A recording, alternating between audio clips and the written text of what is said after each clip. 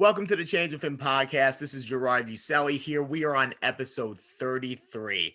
This has been an insane journey of catching up with all walks of life, willing to share their perspectives of change and how they embrace it. And this guest is another one who has been well associated with my childhood, good friend of mine, also big foodie, Derek Schwartzbaum. Derek, how are you today? How you doing? How's everybody doing? How you doing, Jerry? Life is great, especially just starting off the year right with this and other ventures. But nonetheless, let's get right into you. And this is something I like to ask all of my guests, especially on the first question. What was your childhood like growing up? My childhood was pretty much sort of like I want to say almost like your childhood and environment wise, as far as the South Shore, Tottenville, Staten Island. Growing up there. But very very good childhood. No complaints there, and growing up around a lot of Italian Irish people, a lot of Italian restaurants, and it always impacted me on my food selection, my taste, my taste buds for sure. My mother too, being Italian, definitely had a lot to do with that.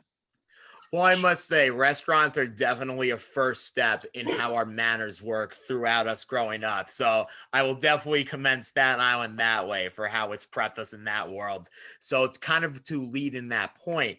What was the first restaurant that you went to, like growing up, that kept drawing you because of its food? Well, to be honest, I was in Brooklyn. I used to live in Canarsie, so it was actually a Brooklyn restaurant by the name of Castle Harbor. It's not there anymore, but it was in Sheepshead Bay. And what first drew me in about this restaurant, it had a lion. I don't think it's cool to kill lions now. Yeah, I probably didn't think it was back then, but it was pretty cool then to see a taxidermy lion, huge thing, just in the beginning of the restaurant. I was like 5, 6 years old, but I remember, excuse me, having baked ziti for the first time, and I'm like, yo, like I like this baked ziti. And my father went to go grab like a piece of pasta with a lot of cheese on it off my plate, and I grabbed my fork and I was like, don't you dare. And from then on, I knew I was, definitely like a foodie, and baked ziti, though a simple dish, it's not traditionally even, people say it's not even an Italian thing. It actually does come from northern Italy, and it's not baked ziti per se, but it's an al forno type style pasta, which originates over there. But that's my favorite dish. Yeah, baked ziti. And to bring up the point of the lines, this is something that always interests me because lines are a very annoying, but a very incentivizing way for you to keep going back to that restaurant. So, like, as much as they really hinder you as far as wanting to go there, it does make you want to keep on going. Yeah, it was pretty cool. So, do you feel like within like your group of friends and even family that you're always giving recommendations for places to try? Uh, Honestly, I'm not all the time. A lot of people do ask me though. I get direct messages, text messages. Um, Sometimes I get like a lot of pressure because I want to help them out. I want to give you, you know, the best I can give. Like, you want Chinese food and where you're at, and I'll try to do what I can. But yeah, people ask me. They ask me, especially when they see something that I posted that like that's like really like, oh man, like what I mean. It's like they see something crazy, like, yo, where was that? Where can I get that? I'm in the mood for a pizza. Where's the best pizza? I'm in Lower Manhattan, and I'll give them, a couple of shots, a couple maybe like 2 to 3 choices that I think are like, if you're not willing, if you're willing to spend a little bit, it's not always got to be expensive to be good, but a lot of time high quality is, and if you want to wait a little bit, hey, I got something for you. So one thing about Staten Island is that we are very entitled to our pizza. What was that first go-to slice you had where you were just like in Dave Portnoy style, nine and above? Um, I remember having pizza in Brooklyn first at this place Originals. It's actually still there off of Ralph Avenue. There, I remember that, and it's still good. Actually, been back there since few times. But as far as that non-classic pizza, Yetman and Amboy, I Oh mean, man, you're you know bringing what me I mean? back. Yeah, yeah. And there's a lot of people, that are in our age group and friend group and from Tottenville that they know classic pizza. It was a staple on Yetman and Amboy, and Frank had a good calzone, he had a good slice, and he had a good baked ziti. And it was a good time over there. Brothers Ironically, Pizza too was good. Ironically, he was the first person as far as going to that restaurant that I actually tried a calzone in. It just came to my recollection. Wow. Yeah, that calzone was good, man. That's I used to get messy eating it. I'll tell you, I had it dripping off my chin. There's forgot everywhere. It's a good reason to make Forget it rain. forget about it. So, fast forwarding a little bit, starting to like your Instagram page, FoodFiend 2018. How did you come about making a page for it, and what got you into going into different spots to kind of post your story about what you enjoy with food? All right. So it started with wrestling. I was into wrestling always, all the time, and it's like wrestling. Where does that come in? I was into wrestling. I took a break, a hiatus. I came back in like 2000 and I took a break and I came back in like 2012 maybe and started watching again, 2013. And I started getting very into it. And I said, you know what, I'm going to go to the next WrestleMania, wherever it is. And it happened to be in Dallas. And I said, Yeah. I'm going to drive there. And I was supposed to go with a friend, another friend, and a couple different plans fell through. But eventually I wound up going with the friend, one of my best friends. We drove down there. And, we made stops along the way. We stopped in Nashville for a night. And we were in Dallas for a couple of days. And we were just having different food, we're having a lot of different food from there. And I was, taking some pictures, amateur pictures, just pictures on the food when I would go to different restaurants. I was looking up the best places, a lot of Triple D inspired places, the show from Food Yeah. Network, a lot of things like that. Food Paradise. I actually downloaded an app that you put your route, and then it shows you what places that were on the Food Network are on that route. And that was one trip. The next year we went to WrestleMania again. This is 2016. We drove to Florida. That was, I stopped in Carolina. I stopped in Florida.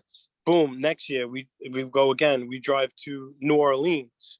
Mhm. And we stopped in Alabama, Louisiana. I was in Atlanta, and I went to all these places and had really good barbecue and some other food.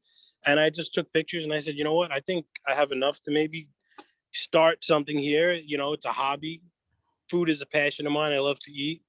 And maybe people, I can, give some people suggestions on what to eat. Maybe I can give, restaurants some light and exposure, different things, but it's fun and I enjoy it.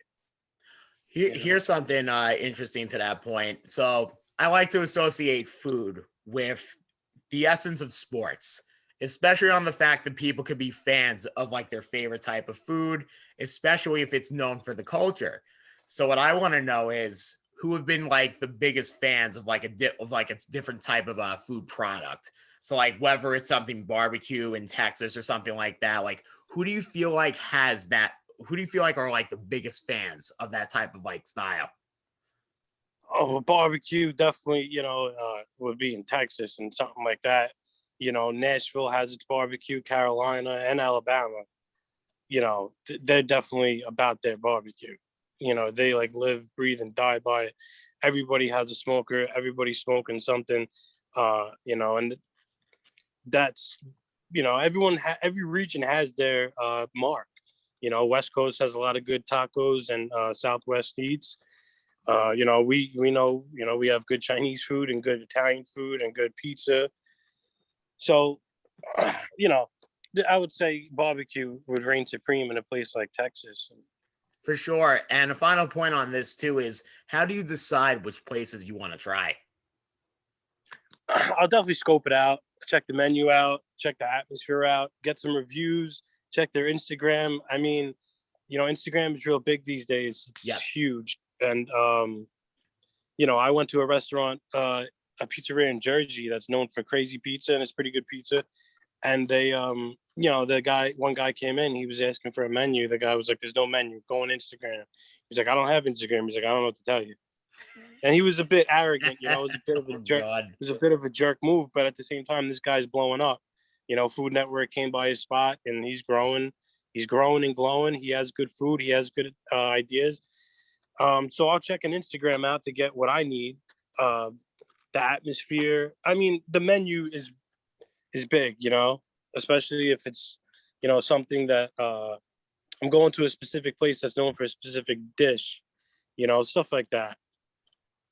Pretty Yeah, much. and I'll definitely say this, like, for yourself and based on what you've been doing for quite some years now, do you think the food industry generally relies on people like you using social media?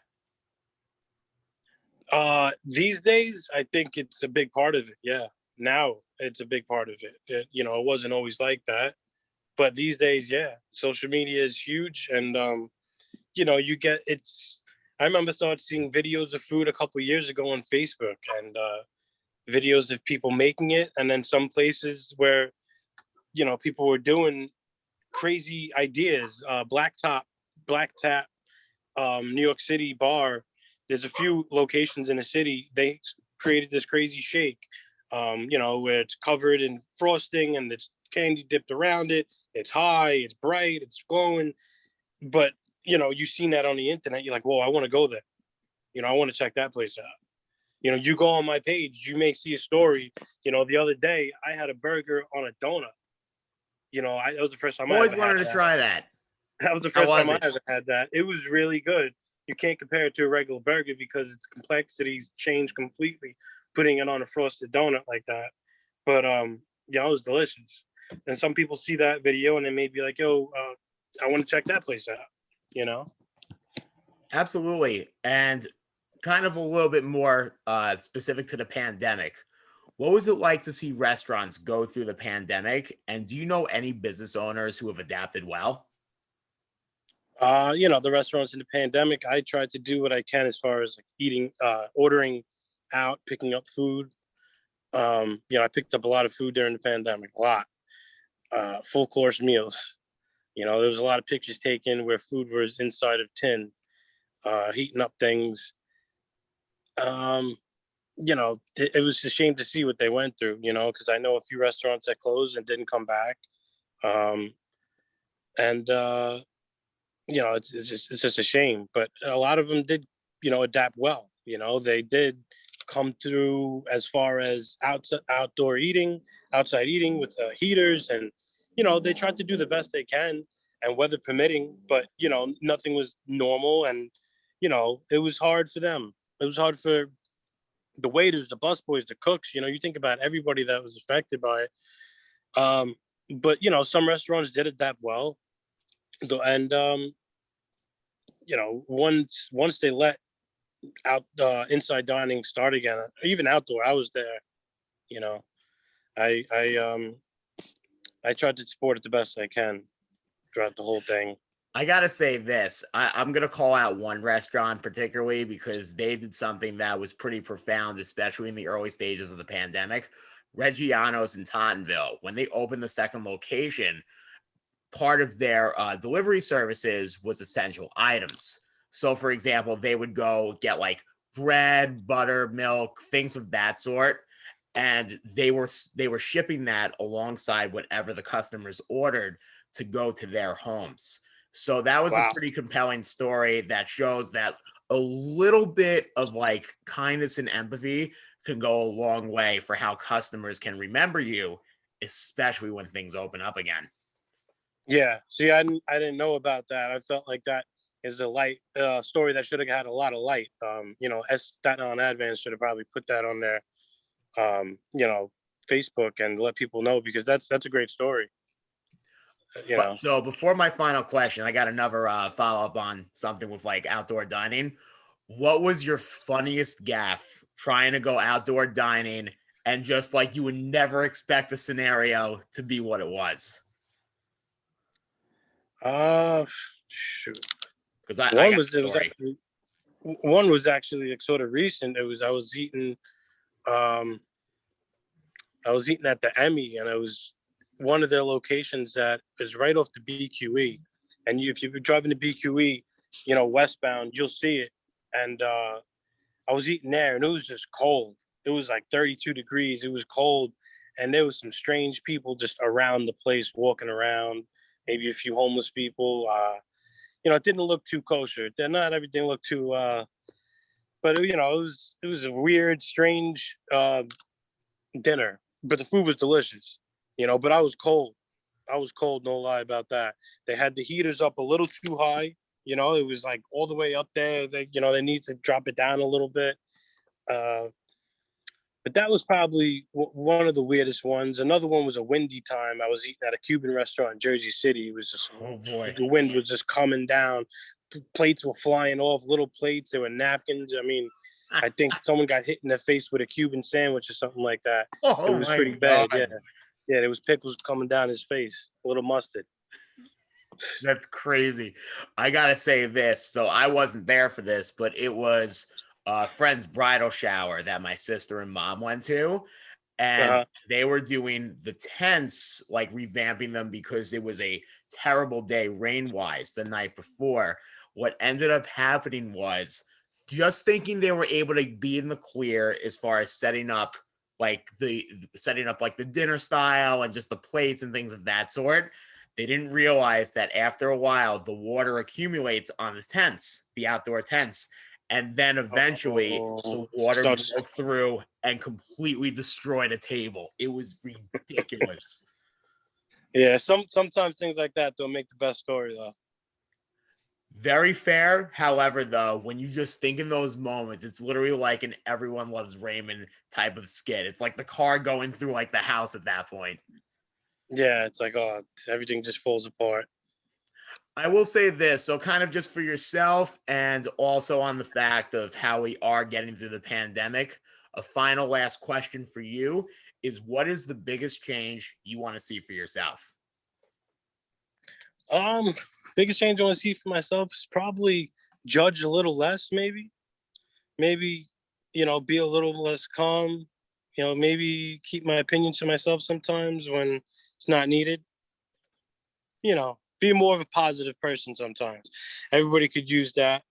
But, I do the best I can as it is already, but I would like to see a little bit more from that, from my side. Well, I'll say this based on how you're showing a lot of restaurants love, that's a good judge of character on your end. And that concludes episode 33 for the Change Within podcast. For those who want to follow us but never had the chance to yet, you can please follow us on Anchor, Instagram, Facebook, and YouTube. Derek, thank you very much for joining us today and have a great rest of your night. Thank you very much. If anybody wants to follow my page, FoodFiend 2018 on Instagram, Forever Hungry, please check it out. If you're a foodie, you want some good food. Sounds great. I'll see you.